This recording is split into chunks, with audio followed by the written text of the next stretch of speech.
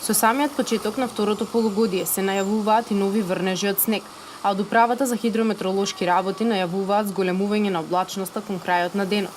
По текот на утрешниот ден, врнежите ќе продолжат, ќе преовладува облачно време со врнежи, повремени врнежи од дожд и снег. Врнежите од дожд ќе бидат во јужниот дел на поврдарието и повеќе ќе бидат застапени во јужните делови од земјава и ќе бидат локално со умерен интензитет.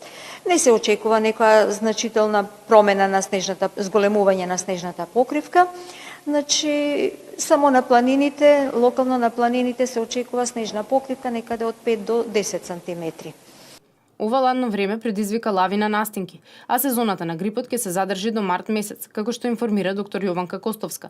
Па мерките кои се преземаа низ училиштата во државава се со цел да се избегне опасноста од ширење на грипот. Дезинфекцијата беше една од мерките, кои што се спроведоа пред почетокот на второто полугодие, а според информациите не е еднократна и ќе се спроведува почесто. Да продолжат со малку појачена зачестена дезинфекција овој период додека е сезоната на грипот. Исто така со проветрување често на просториите и пратење на децата кои што се со симптоми да не идат во училиште, едноставно да им кажуваат да не идат на училиште. А за учениците многу е битно исто така да ја почитуваат личната хигиена, миење на раце. Миење на раце токму поради оној втор начин на пренос на грипот, преку прљави раце, преку загадени предмети, не преку директен контакт. Исто така одбегнување на блиски контакти со заболени, а доколку почувствуваат симптоми, да останат во домашни услови дома да се лекуваат.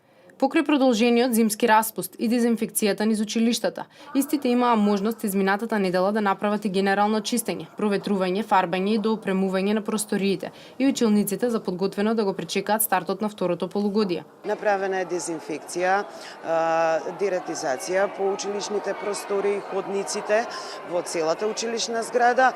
Исто така направени се разноразни зафати од типот на дезинфекција молеро-фарбарски активности.